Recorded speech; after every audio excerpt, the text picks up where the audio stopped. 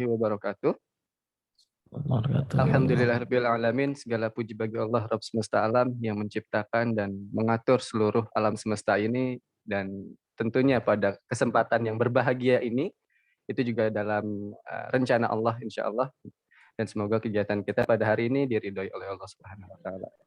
Baik, kemudian salawat dan salam semoga kita curah limpahkan kepada junjungan kita suri tauladan umat manusia Nabi Muhammad sallallahu alaihi wasallam yang memberikan kita ilmu bagaimana cara menjalani kehidupan di dunia yang fana ini.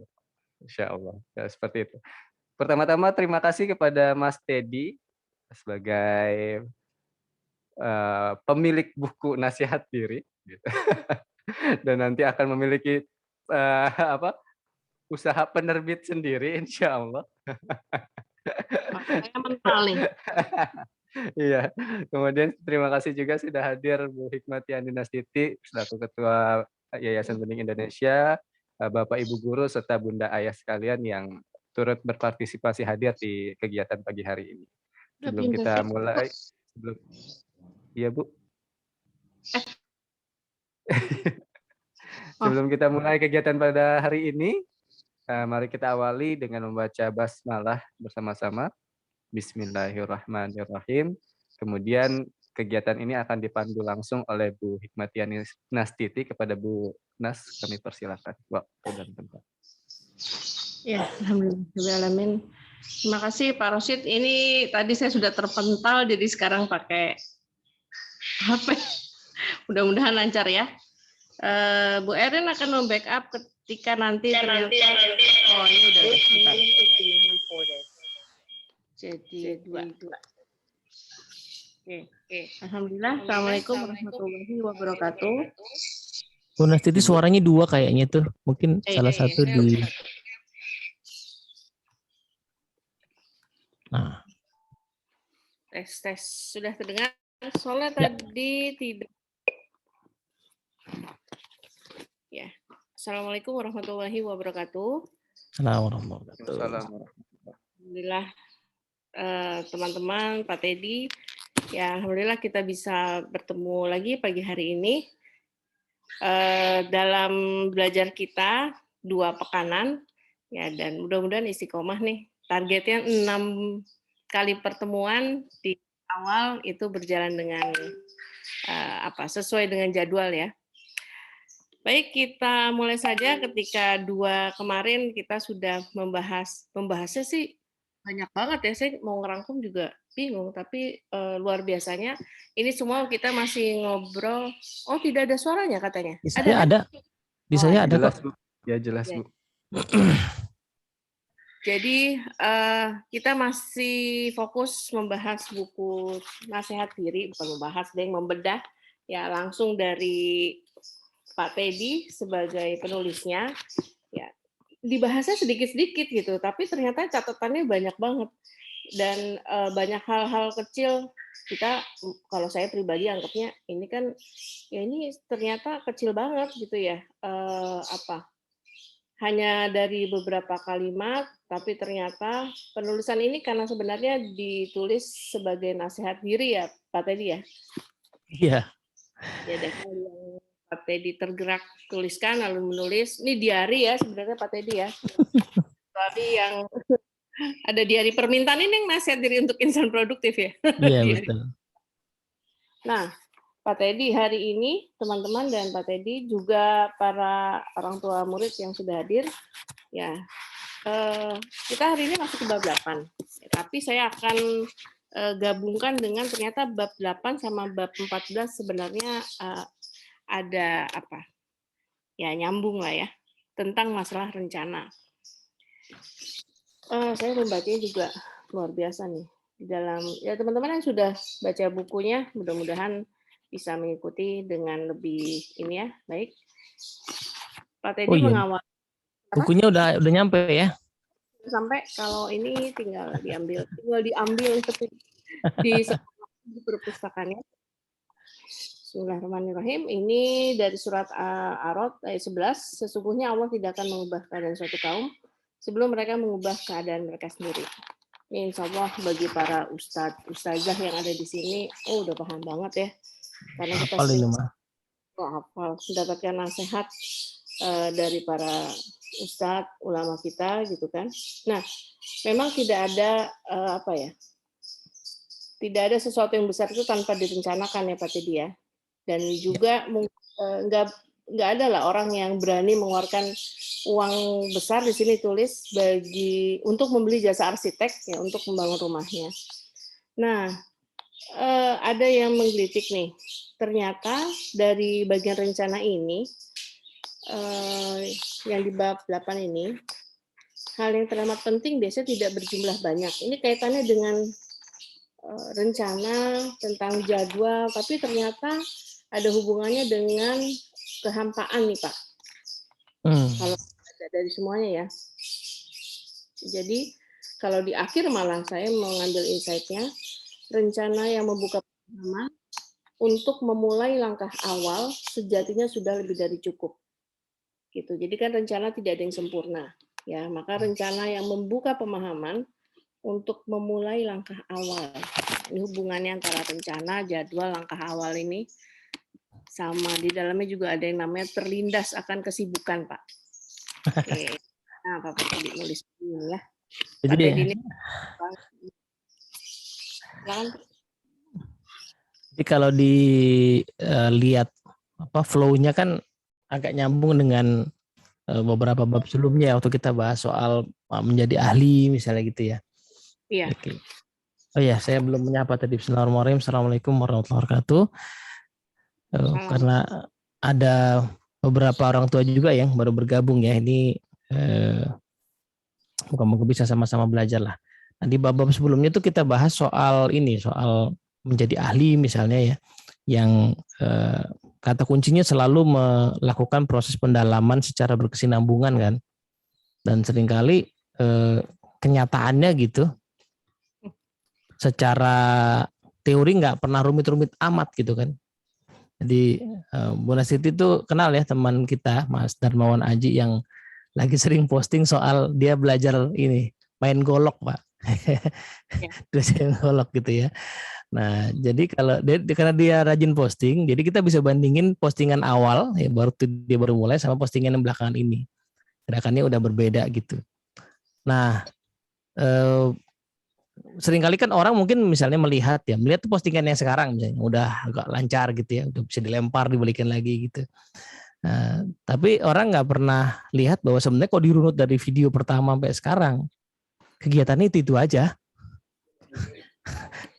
Ya latihan itu aja gitu, nggak ada rumus resep aneh-anehnya, nggak ada, ya latihan itu aja gitu. Itu harga yang harus dibayar gitu untuk sebuah. Nah, kan bahasan kemarin kan seperti itu. Jadi menjadi ahli itu seringkali secara rumus tidak wow sebenarnya, tetapi proses yang kontinu. Nah, otomatis problem dengan mendalami sesuatu yang seperti itu kan hasilnya baru kelihatan setelah agak panjang misalnya kan. Kita misalnya pengen menguasai satu ilmu gitu kan, pasti prosesnya panjang. Jadi di awal-awal proses itu, proses latihan atau belajarnya pasti akan kelihatan kurang berdampak lah compare tuh kegiatan-kegiatan lain gitu. Misalnya kita pengen ahli dalam bidang ilmu baru misalnya gitu ya. Kan kemungkinan ya 6 bulan setahun pertama tuh hasilnya belum signifikan. Kita masih newbie lah gitu. Nah, padahal selama 6 bulan setahun itu kan banyak kegiatan lain yang kelihatannya lebih menguntungkan kan. Banyak pekerjaan, banyak cucian, ya, banyak masakan yang harus dibuat, ya kan, banyak pengajian gitu. Sehingga si hal baru ini nggak pernah punya tempat yang layak kecuali dia ditempatkan secara sadar gitu. Kecuali saya menempatkan kegiatan berlatih belajar itu secara sadar. Nah, disinilah jadi penting yang tadi rencanakan harimu itu, karena perencanaan yang terutama sulit adalah perencanaan terkait sesuatu yang masih dampaknya jangka panjang. Jadi kalau saya merencanakan ini ya Bu Nasti, misalnya merencanakan yang rutin mah gampang, misalnya udah rutin gitu ya, pagi masak, ngurus anak, ajar itu, nah itu gampang. Yang susah itu merencanakan hal yang dampaknya jangka panjang gitu.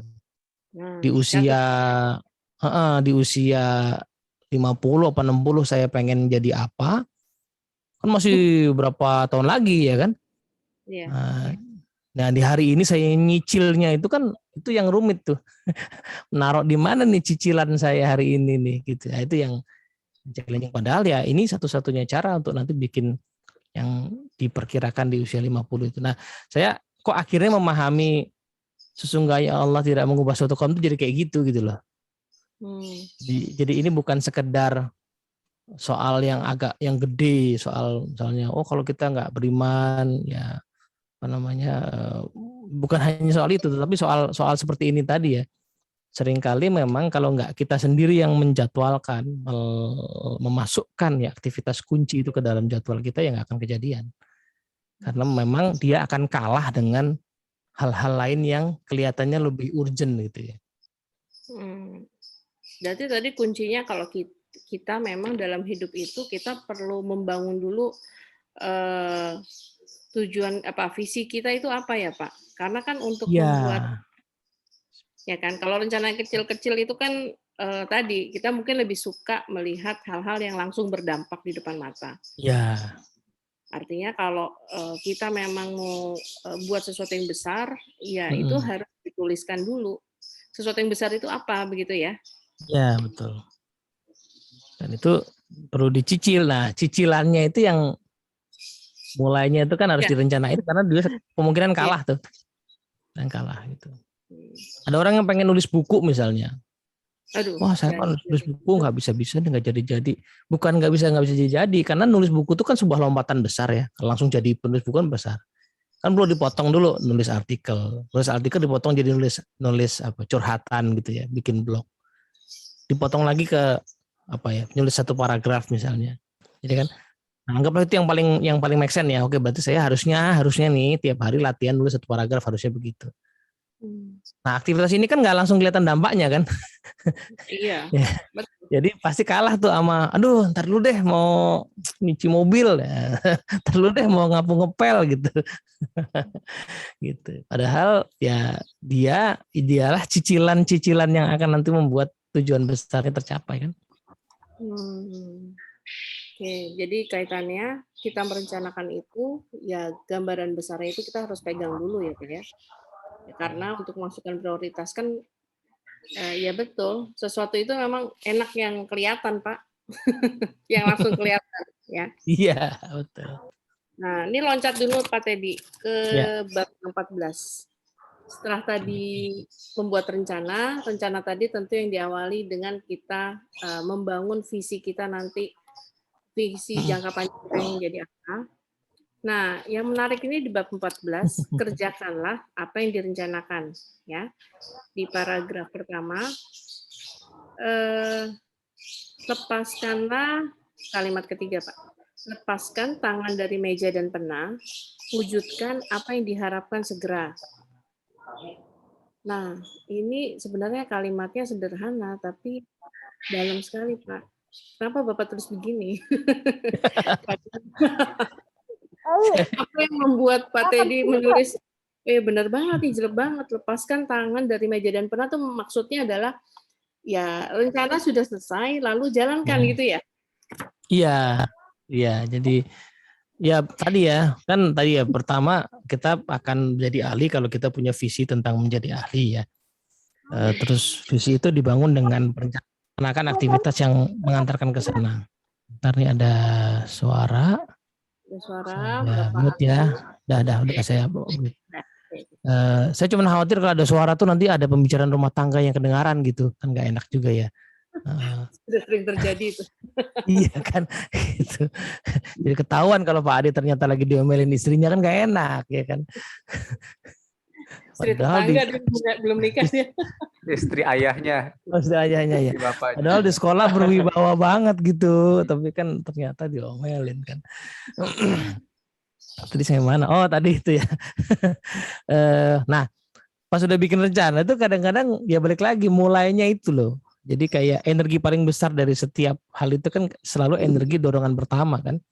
Mobil, AC, apapun lah ya, itu energi paling besar kan energi dorongan pertama itu. Nah itu Yang langkah awal tadi ya. makanya di halaman berikutnya kan kemungkinan ya saya dapat nasihat itu kadang-kadang paksa rela itu mendahului sukarela gitu. Betul. Jadi kalau nggak dipaksa mah susah gitu. Nah apa ya balik lagi alasannya kenapa? Karena langkah pertama ini pasti hasilnya nggak langsung kelihatan, ya kan? Kalau saya ngelihat ya misalnya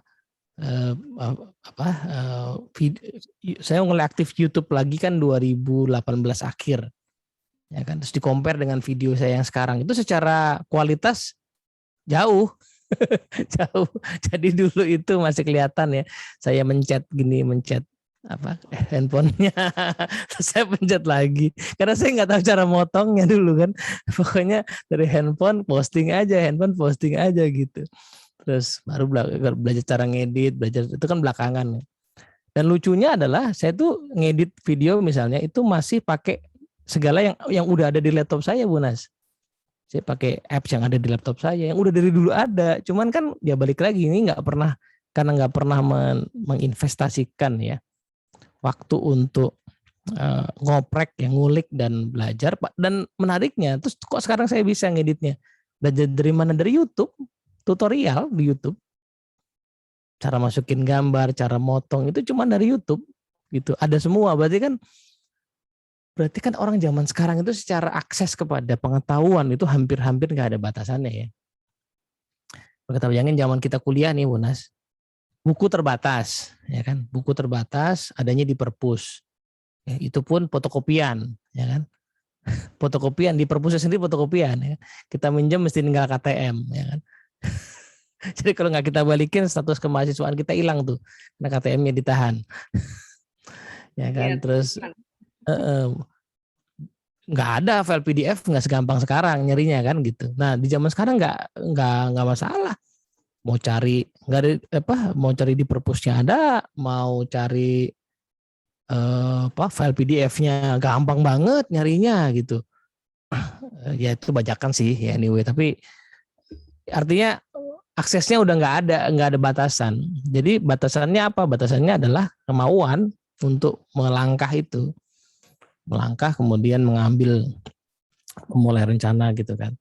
Jadi meninggalkan segala rencana kemudian memulainya. Jadi lucu ya, kita perlu buat rencana, tapi setelah rencana dibuat itu ya udah ditinggalin aja karena harus dikerjain gitu loh.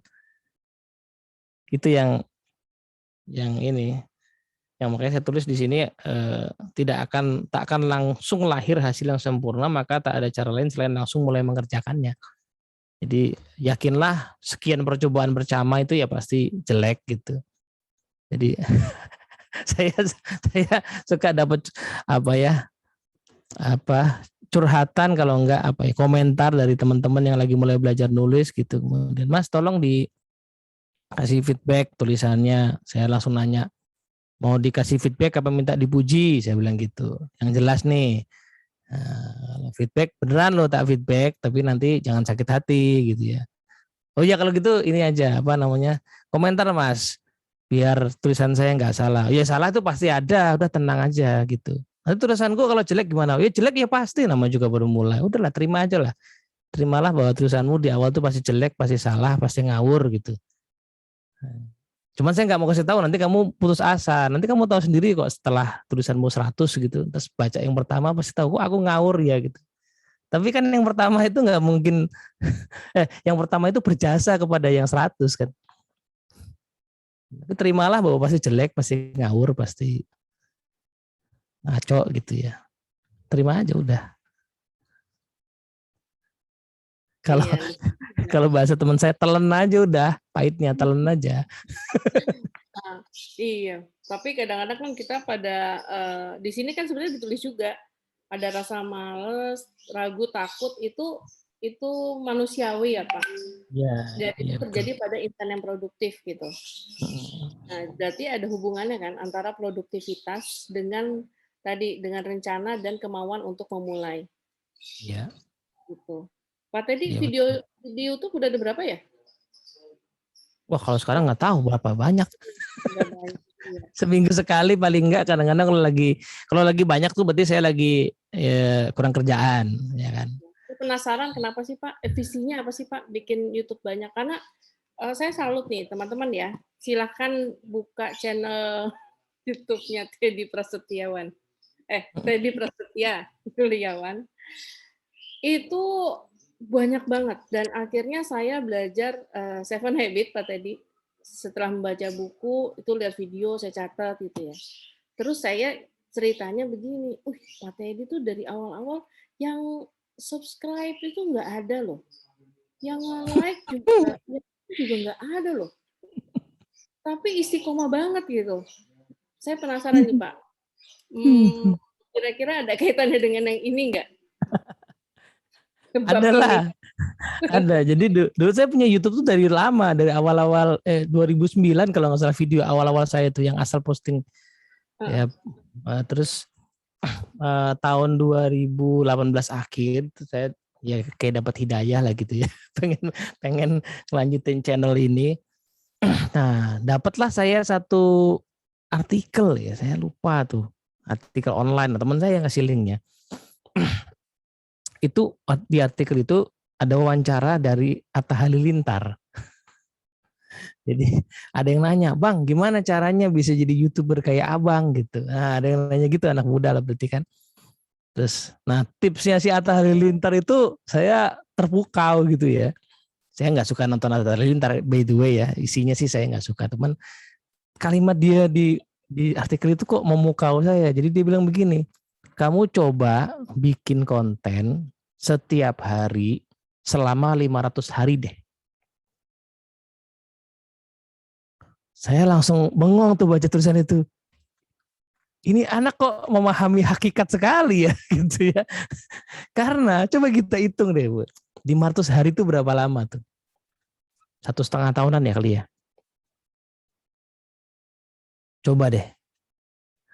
Saya sih belum berhasil tuh jalanin tips itu.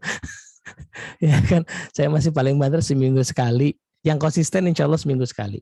Tapi mau saya tambahin seminggu 2 kali aja masih, aduh kayak ngos-ngosan banget gitu. Dan dia bilang begitu, setiap hari selama 500 hari. Gitu. Terus tapi ya kemudian saya berpikir kayaknya emang mesti begitu. Lalu saya bikin goal tadi setiap hari. Nah kalau Bapak Ibu atau teman-teman nonton video-video di YouTube saya, itu video-video yang memang sengaja dibuat untuk mengimbangi konten-konten yang ada gitu ya. Jadi misalnya gini, kan tuh kalau kita mau jadi YouTuber ya, tuh nanti pas buka YouTube ada YouTube Academy atau Creator Academy, ada tips-tips tuh cara bikin video. Banyak yang bilang jangan panjang-panjang videonya, 10 menit aja gitu. Nah, atau lebih pendek dari itu ya. Nah, saya tuh tadi malam baru diskusi sama beberapa teman yang kemudian kami sampai pada kesimpulan bahwa tips kayak gitu itu memang ada karena kecenderungan kita zaman sekarang yang makin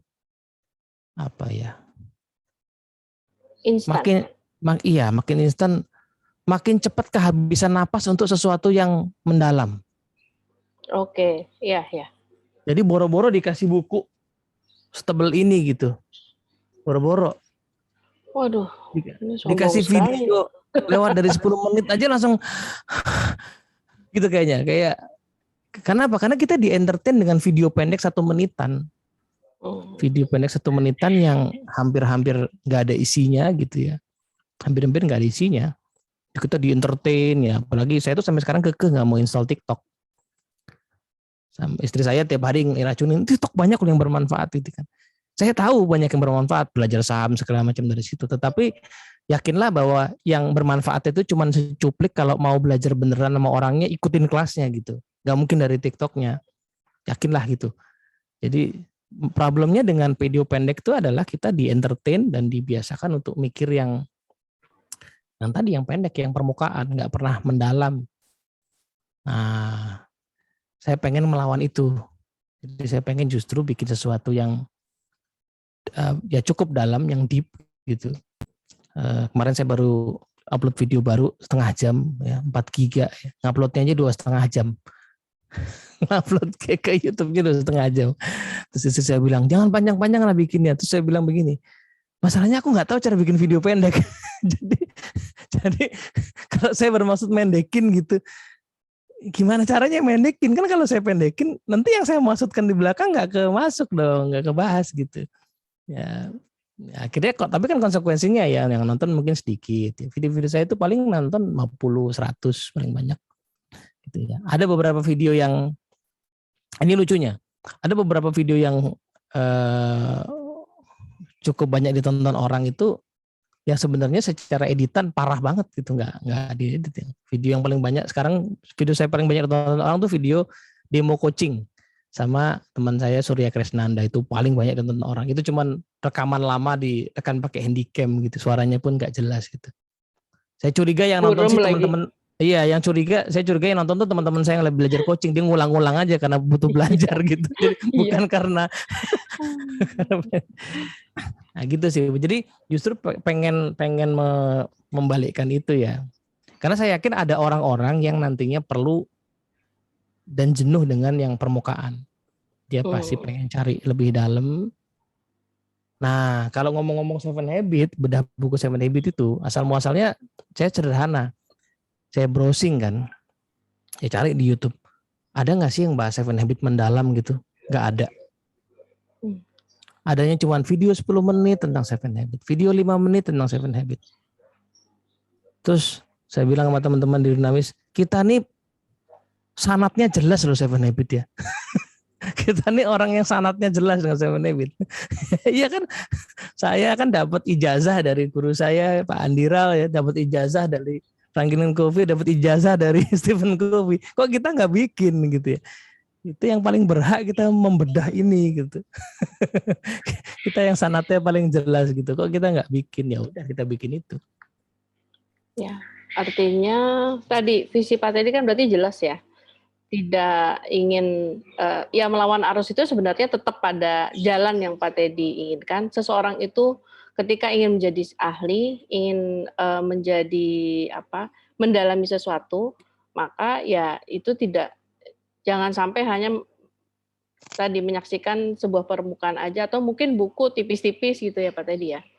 Dan itu gimana sekarang Pak Teddy sudah mulai melihat belum bahwa ternyata banyak manfaatnya loh buat orang. Ya kalau saat tadi saya udah ngaku ya, jadi saya punya waktu untuk dengerin teman-teman. Kalau dengerin video Pak Teddy emang kelihatannya lama, tapi ternyata kita juga punya target ya untuk anak-anak. Ada beberapa video yang akhirnya pada hari ini masuk dalam bagian rencana hidup yang saya merasakan manfaatnya Pak Teddy. Ya, nah alhamdulillah sih ada ya. Ada yang ada tuh dalam arti ada yang ngomong langsung gitu ya. Kemarin tiba-tiba ada satu orang yang ngirimin ke saya capture-an. Jadi orang kantor nih ngirimin ke saya capture-an gitu. Dia ketemu sama kontak sama orang dari Surabaya gitu yang bilang bahwa thank you nih saya nonton videonya gini gitu. Ada yang secara itu. Mungkin juga ada yang secara tidak langsung nggak ngomong gitu ya. Tapi ya itu yang tadi kita bahas di tengah-tengah ya. Itu nggak perlu menghentikan kita gitu. Karena kalaupun ada satu orang aja yang mendapatkan manfaat dari apa yang kita buat itu lebih dari cukup. Jadi waktu Bunas dulu belajar Leader in Me kan ingat ya ada video tentang Helen Keller ya. Iya. Udah tahun berapa ya? Iya, jadi video tentang Helen Keller, tapi bukan Helen Kellernya kisahnya. Jadi tentang Anne Sullivan, tentang gurunya kan. Iya. Nah, Anne Sullivan itu sepanjang karirnya cuma punya satu murid ya. Namanya Helen Keller gitu. Jadi menurut saya kalaupun kita cuma punya satu murid, tapi muridnya jadinya kayak Helen Keller ya nggak apa-apa juga sih. Ya, daripada kayaknya banyak tetapi toh ya biasa aja ya mungkin yang satu itu memang tugas kita. Nah jadi itu nggak perlu menghentikan kita ya, kadang-kadang yang menikmati karya kita cuma satu atau cuma sedikit orang gitu. Ya, jangan-jangan memang yang sedikit itu butuhnya karya kita gitu. Oke, gitu ya teman-teman ya, luar biasa. Iya benar sih Pak. Nah di sini ada lanjutannya nih Pak Teddy. Kan tadi sebaik-baik rencana adalah ia dijalankan. Maka sebelum dijalankan ia tidak pernah menjadi sebuah rencana yang baik. secanggih apapun yang direncanakan. Ini majleb ya. Sebab penyempurnaan rencana justru terlahir sebab pengalaman menjalankannya. Terbuka dan tampak jelas ruang antara rencana dan aksi nyata. Karena di sanalah terkandung hikmah dan pembelajaran. Jika tidak dijalankan, bagaimana diri ini kan tahu adanya ruang terbuka itu. Dan di sini Pak Teddy langsung menyampaikan juga bedanya antara pemimpi dan pemimpin. Itu terkait rencana. Ya, jadi kalau kan kita pengen menyempurnakan ya plan kita. Masalahnya menyempurnakan itu kan harus tahu ruang penyempurnaannya, kan istilahnya room improvement. Nah, itu dari mana taunya kalau nggak dimulai gitu loh. Makanya kalau di sistem Kaizen itu PDCA kan plan, do, check, action kan. Action itu kan next action sebenarnya improvement. Nah, makanya disebut sebagai continuous improvement ya Kaizen. Direncanakan, di-do, dikerjakan, terus kemudian dicek plan sama do-nya. Nah, baru ketemu kan namanya next action-nya. Kalau nggak pernah ada do kan nggak ketemu next action-nya apa gitu. Jadi ya penyempurnaannya jadinya setelah dimulai gitu. Makanya mulai ada dulu tuh benar, mulai aja dulu tuh benar ya. Nah, ngomong-ngomong yang kita kenal di masyarakat kan si teman-teman kita di Tokped itu kan pakai slogan itu mulai aja dulu kan. Itu karena di dalam mereka punya values make it happen, make it better. Itu jargon mereka di dalamnya, make it happen, make it better. Jadi kita nggak bisa make it better kalau belum make it happen kan. Dibikin dulu gitu, baru kemudian disempurnakan. Dan ini karena ada banyak orang tua hadir di sini, ini ada pesan yang mendalam juga ya Pak. Kadang mungkin kita mengajak anak itu Nak, pokoknya kayak yang ini, saya juga orang tua ya. Kok kenapa anak saya belajarnya sama yang itu, tapi yang itu kok misalkan belajar fotografi gitu ya. Kok yang itu jadi lebih canggih atau kita gimana gitu ya. Nah itu gimana Pak Teddy? Ini untuk saya sebagai orang tua. Karena sometimes saya gatel juga gitu sama anak sendiri. Jadi tadi malam kan Bu Nas tahu ya ada cara yang saya bahas soal deep learning ya. Itu saya cerita tadi malam, ini saya cerita dikit kisah hidup ya. Kisah hidup yang tidak inspiratif lah ya. Biasa aja gitu maksudnya. Beneran.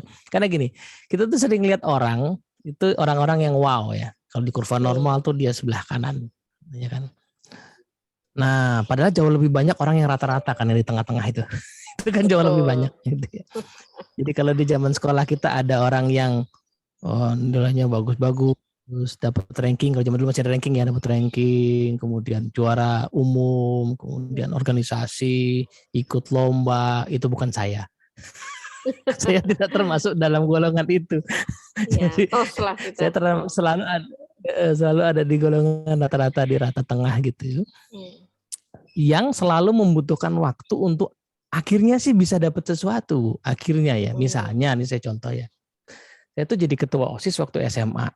Tapi saya udah senang OSIS dari SMP. Nggak pernah kepilih dari SMP. Kepilihnya baru berapa tahun kemudian pas SMA. Terus saya tuh kerja di Astra 7 tahun. Pas saya lulus dari Astra itu di tahun, jadi saya misalnya resign bulan Maret ya. Di bulan Januari itu saya dapat penghargaan best trainer. Saya berhasil dapat best trainer, tapi 7 tahun. Lama 7 tahun. Ya kan, jadi nah itu kan berarti kan perlu tadi ya ke steady gitu ya, pelan-pelan gitu ya. Sementara mungkin tiap orang kan pengen cepet gitu. Nah di Dunamis misalnya di kantor itu ada penghargaan best trainer namanya Top Gun. Penghargaan Top Gun. Saya dapat sih. Alhamdulillah pernah dapat. Tapi setelah 9 tahun. Tahun ke-9 saya dapat. Gitu. Nah, jadi orang-orang tengah ini masih ada harapan gitu untuk bisa menciptakan sesuatu.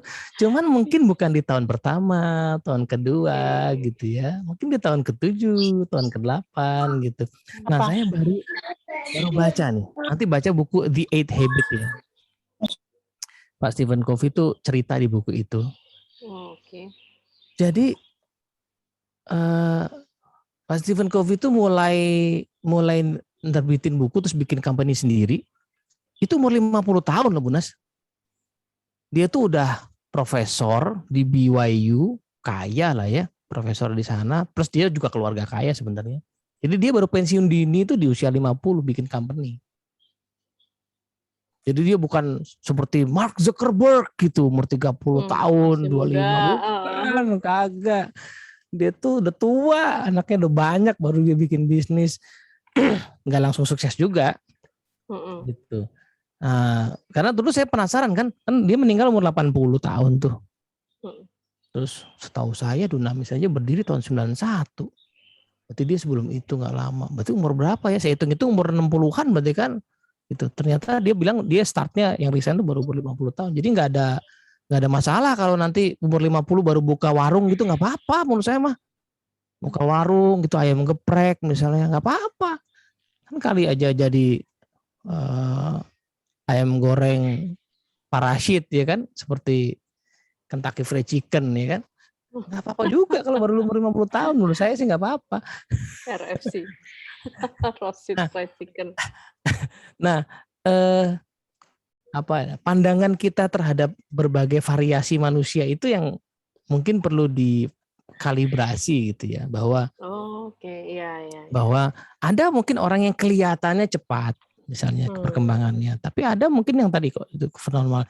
Yang baru menang nih Gracia Poli kan atlet yang tua sebenarnya umur 30-an gitu. Nah, bayangin kalau pelatihnya yang dulu misalnya ya habis tahun berapa itu dia nggak menang, pelatihnya bilang ya udahlah Grace, kamu mah kayaknya kamu ikut ujian pelatih aja deh, kayaknya kamu nggak sukses amat jadi atlet. Menurut saya sih gitu ya, daripada kamu tuh gak realistis gitu, mending kamu jadi pelatih kan mungkin masih ada panjang gitu ya. Nah kalau ada yang ngomong gitu aja misalnya kan susah. Enggak, kita lihat tuh kemenangan kemarin. Iya, artinya setiap orang itu punya masing-masing tadi balik lagi masing-masing visi. Dan sebenarnya gini Pak, yang penting berarti bagaimana hidupnya itu bermakna ya. Nah, ketika diberikan penghargaan itu kan dari manusia lah ya. Dan saingan penghargaan untuk mendapatkan itu kan banyak ya Pak Teddy. Ya betul. Jadi ya poin mungkin dari bahasan artikel ini sih, kalau tadi ya, kalau saya hanya melihat, kalau saya udah ngelihatnya di tahun ke-9 kan saya happy lah gitu, cukup happy. Oh berarti kerja keras saya tuh ada apresiasinya juga. Tetapi kalau dirasain ya 9 tahun 9 tahun membangun itu kan ya perlu napas panjang gitu. Iya. Perlu napas panjang. Sementara mungkin zaman sekarang yang berseliweran kan gitu ya. Wah, misalnya lihat profil siapa gitu ya, umur 30 gitu, jadi VP di mana gitu ya. Nah, kan ya postingan itu kadang-kadang mempengaruhi pikiran kita kan. Iya betul. Gini-gini aja. Padahal umur 36 ntar dikasih mungkin kita. Oke. Tapi masih 6 tahun lagi. Sabar. Sabar Pak Rosid. Saya lupa loh dari tadi nggak mempersilahkan. Silakan Bapak dan Ibu, teman-teman ada yang mau merespon atau bertanya silakan loh. Pak Teddy enak nih kalau dikasih satu pertanyaan nanti kita dapat. Iya, saya nungguin momen ini sebenarnya Bu Nas. Oh iya ya Allah, kamu teh MC sebenarnya berkuasa untuk memute saya. Silakan Pak Rosid. Saya bukan co-host. Dan namanya raise hand begini tuh ada namanya raise hand tuh. Nah, sebenarnya. Apunten ya. Hilap ya, 5 tahun lagi Pak Rosid. Ayo udah resen Pak, berarti saya duluan. Udah resen. Saya duluan berarti nanya. Ya monggo Pak Ade. Terima kasih Pak Rashid. Beneran dia. Jadi yang nanya Pak Rashid apa Pak Ade sebenarnya yang pengen nanya? Saya duluan yang resen Pak. Jadi iya, oke. Kompetitif banget ya. Jadi gini Pak, yang ingin saya tanyakan. Perihal rencana gitu ya. Tapi dari yang cerita tadi 9 tahun, 7 tahun dan perihal waktu gitu. Yang saya tanyakan tuh kadang-kadang kita dapat momen ketika kita melipat pakaian gitu, di dalam duit itu ada 100.000 gitu dalam kantong. Dalam kantong. Gitu kan. Ya itu kan bahagia banget gitu kan, sesuatu yang kita tidak rencanakan gitu. Nah hal-hal yang seperti ini kalau disandingkan dengan rencana, nah ini akan menjadi seperti apa Pak? Ada hal-hal yang memang tidak kita rencanakan tapi pure kita dapat. Nah jadi gimana nih Pak? Nah, menariknya adalah Pak Ade, pas kita nemu duit di lipetan itu, kebahagiaan yang sebenarnya kan sebenarnya bukan pas nemu duitnya itu, tapi ketika kita tahu duit itu mau dipakai buat apa. Bener nggak? Nemulah 100.000 ada di lipetan gitu. Bentar ini kayaknya ada yang salah pencet ya.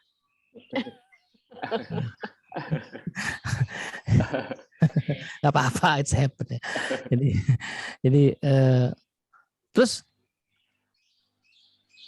tiba-tiba ya duit 100.000 itu ternyata ya kilap nih kita pakai buat beli sesuatu yang ada di depan mata lah gitu. Terus habis itu mikir, kenapa gue beli ini ya gitu. Kan gak happy juga akhirnya kan. Nah artinya kan di kepala kita kudu ada rencana Pak Ade kan. Udah ada rencana yang mungkin ya misalnya udah kita pikir-pikir, nah kok ya pas ada 100.000 gitu loh. Nah itu kan baru happy banget tuh. Jadi kebetulan itu pasti ada, tapi katanya kebetulan itu hanya hadir bagi mereka yang siap kan. Nah menurut saya sih maksudnya kayak tadi gitu kejadiannya Pak Ade ya. Jadi momentum kebetulannya hadir gitu. Tetapi itu jadi kebahagiaan yang sebenarnya kalau habis itu kita tahu buat apa ini. Ini ada lanjutannya malah di sini Pak Ade. Ini saya tambahkan sedikit ya Pak Teddy ya. Hasil yang baik dan terus-menerus hanya lahir lewat kebiasaan. Sekali dua kali berhasil bisa jadi kebetulan Pak Ade. Kebetulan dapat duit tuh 100 ya. 3 kali dan 100-nya berhasil adalah buah dari kebiasaan. Mungkin gambarnya gitu ya. Ya karena kan nggak mungkin juga Pak Ade ngarepin tiap hari ada di lipetan celana kan. itu sengaja atau ya. Iya, ini sebenarnya duit siapa kok ada terus. Iya Pak ya. Nah, tapi poin Pak Ade menarik nih Bu Nas ya. Jadi kadang-kadang orang itu suka misalnya nganggep ya momentum kebetulan itu sebagai wah rezeki nih ada 100.000 ternyata misalnya gitu ya. Padahal ada lebih banyak rezeki lain tapi dilupakan. Itu ada di artikel saya baru tahun inilah ya, belum jadi buku. Rezeki yang tak dianggap saya kasih judul. Kasih judul sinetron ya. Rezeki yang tak dianggap itu misalnya ya. Mata kita nih kalau dihitung harganya kan nggak akan sanggup bayar ya. Oksigen lah yang lagi happening sekarang. Oksigen kalau dihitung per hari nggak akan sanggup bayar kita. Itu. Berarti kan setiap tarikan itu kan rezeki. Cuman suka nggak dianggap gitu. Yang dianggap siapa? Yang tadi tuh yang kebetulan nongol gitu ya. Rezeki. Padahal kata si napas gue tiap hari nih. Kata si jantung saya tiap hari berdenyut loh. Lu nggak seneng gitu ya. Lupa. Kata si gigi ini, aku nggak pernah bolong loh. Coba kalau aku bolong, hari-harimu akan penuh dengan penderitaan. Ya, betul. Oke, Ya, begitu gitu ya Pak Ade ya. Masya Allah. Siap Bu. Ya. Silakan Pak Rosyid. Kalau saya berpendapat tentang Pak Ade, jangan-jangan uang 100.000 itu juga hasil aktivitas Pak Ade gitu ya. Nah, juga gitu. Apa yang dia lakukan sebelumnya ya itu cuma ya nggak tiap hari dapat betul. Kalau tiap hari dapat namanya kebiasaan ya Pak ya. Iya betul. Dari uang kembalian orang tuh belum dibalikin. Uang kembalian orang besok juga ditagih dia. Ngeprank diri sendiri dong Pak. Ngeprank diri sendiri. Ya kalau saya lebih receh sih Pak pertanyaannya menurut saya gitu. Gini, kalau kita kan punya planning nih sebagai manusia. Nah, kita tahu itu planning itu adalah kunci utama untuk kita, itu gimana caranya? Apakah berdasarkan hanya passion aja, hasrat kita aja, ataukah berdasarkan kapasitas diri kita? Selanjutnya ketika itu dinilai, oh ini udah nih cocok nih kita jalanin nih. Buat cicilan-cicilannya itu kayak gimana step-stepnya Pak? Nah itu yang ada di nomor 6, belajar dari yang terbaik ini Pak. Jadi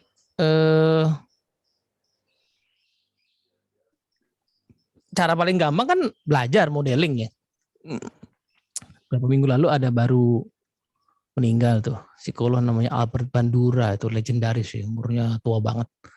Itu yang ngajarin kita soal social learning theory ya, bahwa banyak keterampilan dasar manusia itu sebenarnya dipelajari lewat mode sosial ya, kita niru dari orang tua. Kan kita belajar ngomong kan nggak pernah kursus ngomong kan, saya sih yakin nggak ada orang tua yang kursusin anak yang ngomong gitu. Ya. Bisa aja sendiri gitu, setahun setengah bisa aja sendiri gitu. Karena apa ya, niru kan. Nah karena memang Pak belajar yang paling basic itu memang modeling itu. Jadi kita perlu nyari memang siapa ahli-ahli yang mau kita tiru. Dan ahli itu nggak harus yang level dunia langsung ya. Jadi bisa jadi langkah awal orang-orang di sekeliling kita dulu yang sedikit satu level lebih tinggi dari kita. Nanti kalau udah bisa kita nyari lagi guru lain, kita nyari guru lain gitu. Dan nggak harus juga orangnya yang sempurna seluruhnya gitu ya. Tetapi bisa juga kita cari yang di bagian ini beliau hebat banget, saya mau belajar bagian itu. Ya seperti itu kenyataannya. Nah, itulah cara supaya nggak trial and error gitu. Nah tapi ini menariknya itu ada di nasihat diri yang nasihat pembelajar tuh ya Bu Nas ya. Ya. Untuk dapetin ilmu dari guru macam ini, problem kita seringkali adalah problem adab. Jadi nggak sabar. Karena apa? Nggak semua ahli pinter ngajarin Pak Rosyid. Ya kan? Ada yang saya tuh nggak bisa ngajarin. Kamu ikut saya aja setahun lah, nanti bisa gitu. Ada yang begitu. Misalnya kita ya anggaplah ya kita mau belajar bikin gado-gado enak, kan di kampung kita pasti ada lah ya gado-gado enak gitu. Atau kalau di Jogja lu saya ingat ada tukang lotek, enak banget itu. Ibu-ibu itu tuh enak banget. Nah, kan dia nggak buka sekolah lotek, jadi saya nggak bisa daftar. Jadi kalau mau ya kemungkinan saya harus ngelamar jadi pegawainya, atau ya kemungkinan dia juga nggak perlu pegawai, jadi entahlah saya harus cari magang lah atau apa, atau saya jadi reseller dulu mungkin. Jadi setelah jadi reseller saya bersedia diajarin. Nah harganya kan itu, nah itu yang nggak banyak orang mau bayar. Harga bahwa saya harus belajar dari seseorang yang jago. Masalahnya yang jago ini nggak mesti selalu adalah guru yang handal gitu, yang bisa bikin kurikulum ya, bisa tahu metode mengajar gitu. Kayak Bu Nastiti, nggak semua begitu.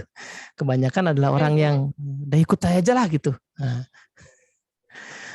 Nah gitu sih Pak. Jadi ya kita cari yang proven gitu. Kita cari yang proven, yang bisa apa. Jadi nah nanti kita akan ketemu yang proven ini, seringkali orang yang akan bilang bahwa ya udah itu aja dulu, kerjain aja dulu. Nah itu kan akhirnya problem adab lagi. Kita bilang kerjainnya gimana, gitu kan? Itulah menurut saya kenapa ada kisah Nabi Musa sama Nabi Khidir itu. Kenapa ditaruh itu di Quran itu? Karena itu problem kita sekarang. Kita suka kayak Musa yang nggak sabaran, gitu tuh netizen gitu loh. Netizen yang nggak sabaran. Gimana sih? Masa kapal dibolongin? Nah, ini kan sotoy ini kan.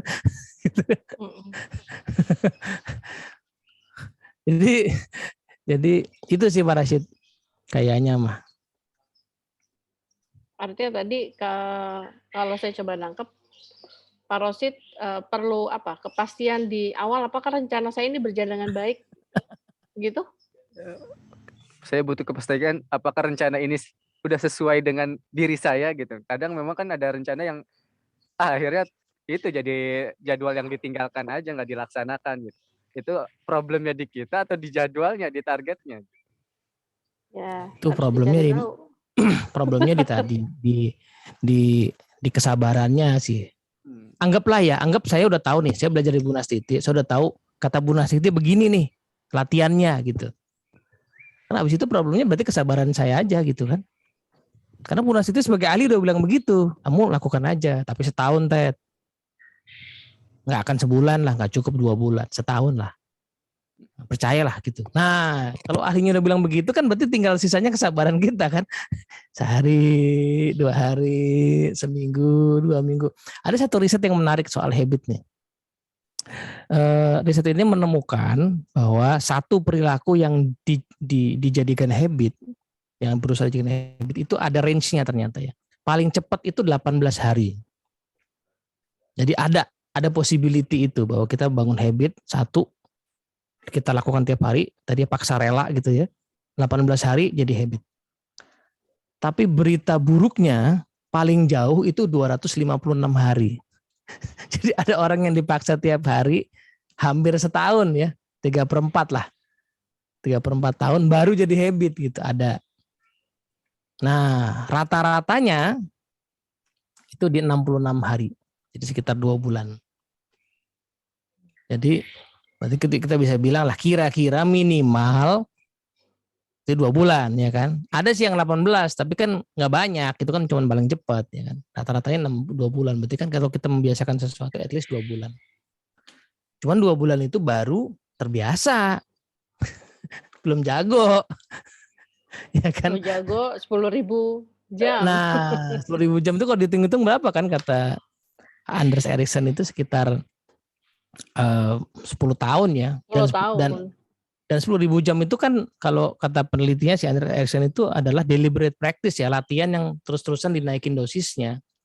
Jadi pasti perlu pelatih itu. Perlu pelatih, nggak bisa sendirian. Jadi kalau cuma latihan sendiri mungkin nggak 10.000 jamnya nyampe, tapi belum tentu level itunya. Nah itu yang perlu dibayar. Nah tapi di luar itu sebenarnya yang saya temukan sejauh ini adalah para pembelajar itu nikmatin aja sih proses perjalanannya gitu. Ya, jadi misalnya tadi saya pernah dapat best trainer, saya dapat Top Gun tadi, saya nggak pernah ngincer emang. Nah tadi malam saya cerita, kenapa saya nggak pernah ngincer? Karena saya selalu kecewa ketika saya ambisius. Ini lucu di Bunas. Jadi dari SD itu, kalau saya ambisius pengen menang lomba, tuh saya sering kecewanya. Sakit. Tapi kalau saya nggak pernah terlalu ambisius, itu ya tadi tuh kayak Pak Ade dapat selipan duit ya kan, tiba-tiba loh kok saya jadi Top Gun gitu. Tapi Pak, dengan Bapak tidak ambisius itu termasuk rencana Bapak dong? Akhirnya begitu Pak. Akhirnya gitu. Saya tahu diri lah ya. Saya tahu diri bahwa bukan yang kanan gitu ya, bukan yang ambisius gitu, tapi yang jalanin gitu ya, yang saya tahu pasti nyampe sih gitu. Ini kalau nggak nyampe juga nggak apa-apa. Pertanyaan Pak Rosid ini ada di buku Pak Teddy kan. Ini kayak pertanyaan ya yang menyelusup dalam hati. Adakah rencana ini telah layak? Demikian sebagian tanya menyelusup dalam hati. Ya kan Pak Rosid? Ya. Jawablah, hanya dengan mengerjakannya kita akan mengetahuinya. Bagaimana jika hasilnya tidak seperti diharapkan? Tanya yang lain lagi.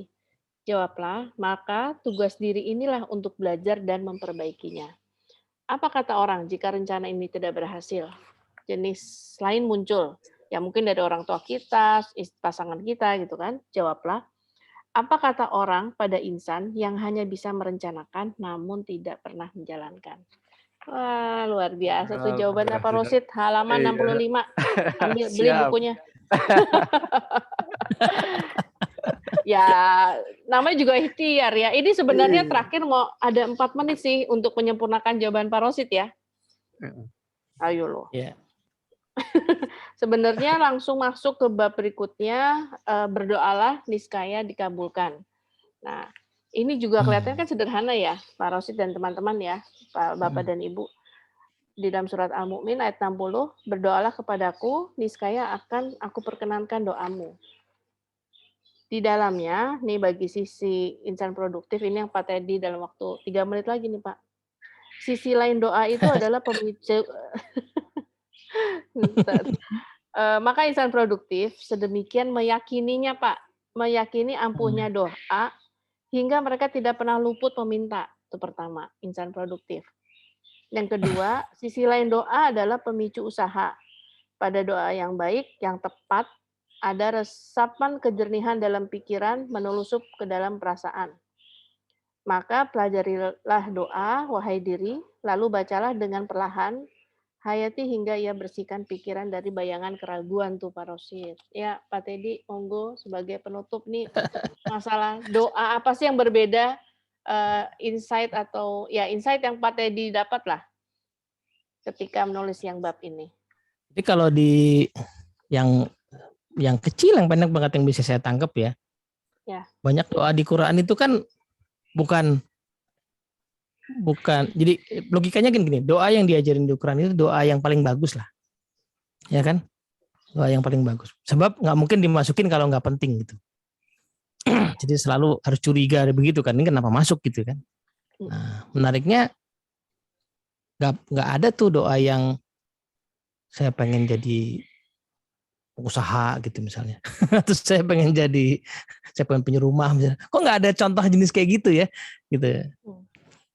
Jenisnya pasti bukan begitu. Nah, kesimpulan saya, doa yang diajarkan tuh adalah doa yang menguatkan kita kepada proses, bukan doa soal hasilnya, tetapi doa yang menguatkan kita pada proses. Kenapa? Karena ya tadi setiap doa itu atau setiap permintaan ada dua kemungkinan ya kalau saya coba merasakan.